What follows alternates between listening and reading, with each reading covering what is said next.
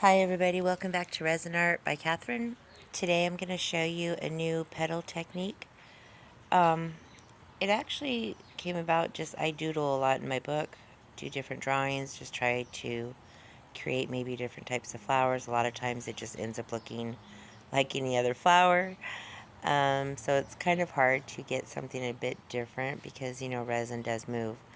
But anyways, and this could have been done before. I've never seen it. I've had several people tell me they've never seen this petal shape. So, and basically it's all in how many lines you do. Now here I didn't do a lot. And all you're doing at the end is taking your toothpick and you're just going, not even in a zigzag, you're going almost like in up and down motion, just going around. That's all you're doing. You can drag it through all your lines. You can just do one line at a time. It all creates different effects. I've tried it all different ways. So there's two that I've come up with, and I'm showing one now. This is a low viscosity resin that I'm using from NiicPro. It's a 30-minute work time. And right here, I had mixed up some cherry transparent liquid pigment from Sigwang, and I'm just adding some color. There's no rhyme or reason.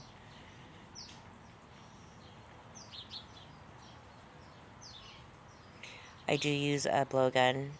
I've been using my blowgun a lot lately. I'm finding it does make a difference with the petals, and I used to do that all the time. That was all I ever used. And then I found I like just letting the resin sit and let it do its thing. But there are times I do like the help of a heat gun. So just warm up your resin a bit. I find this flowers work best when your resin's a bit thicker. So low viscosity is best. If you're using a medium, you can still create a beautiful flower. I would, for this technique, probably let it, if you're using a medium, now there's different types, but I would probably let it sit 35 minutes, almost close to 40 minutes, because it is a 40-minute work time for medium viscosity. So here I'm using alcohol ink from NiicPro. I really like their ink, and that is just regular yellow. This is blue-green that I'm splattering in. The blue-green is from Sigwang. Both can be found on Amazon. Careful when you're doing this that you don't have any other coasters laying around that you have things setting in, or else it will splatter. I'm sorry, I should have mentioned in the beginning, but if you read the description, you would have known you will be using a pastry bag. Here I'm just doing the petals. I like doing like the shakiness that, for the petals, the zigzaggy, because it flares out. It's really pretty. It's not just like a round petal that you're used to seeing. You could do this with a stick or a pastry bag. I prefer a pastry bag sometimes, so. But if you're good at drawing petals, today I wasn't feeling it, so I used a bag. Adding a little more around each petal.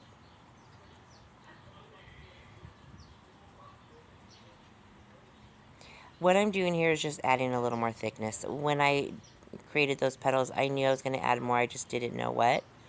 I knew when I started creating this what kind of petals I wanted, how I wanted it shaped. I really don't know why I'm going zigzaggy, but I think it helped because I'm going to go in afterwards with a toothpick, but I don't know. I've done it both ways where I think it might have been the way it was coming out of the pastry bag and I just decided to go that way. I honestly don't remember. But what's important is how you swipe the toothpick here. So now leaving it just like this would have been quite beautiful too. Just adding some lines. I don't remember if I swirl in the center on this one. I often will add a little bit in the center because as you swirl, it just creates just a pretty creamy little tiny flower in the center, which I love. So here I go. I'm going in all the way, and I'm just going to do 3 petals, and I'm not scraping the bottom.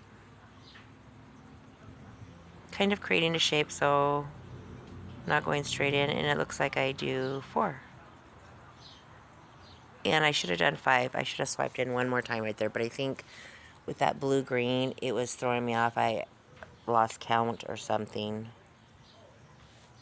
Now, with the white that I just pulled in towards the center, I'm just pulling it all the way in towards the center. I like to gather the pigment.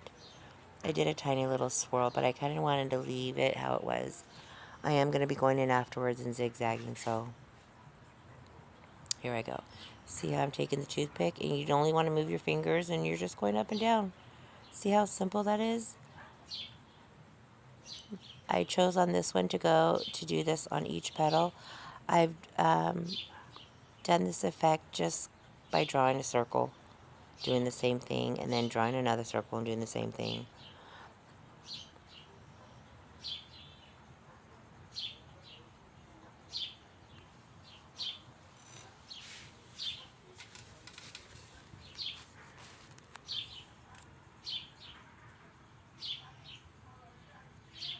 Some of them I went back in. I don't know why I did that. It still came out really pretty, but with my other ones, haven't had to go back in. I don't know if it was the dark that was throwing me off or what it was, if I was tired, but one time is enough.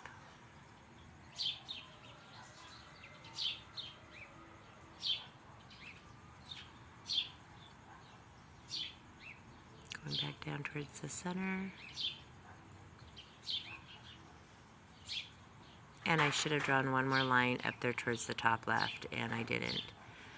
But I should have swiped one more, but...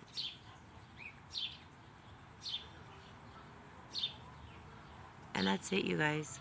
Take the blow gun, and I think I give it one more blow over. Yep. Just to fluff up the petals, because that does work.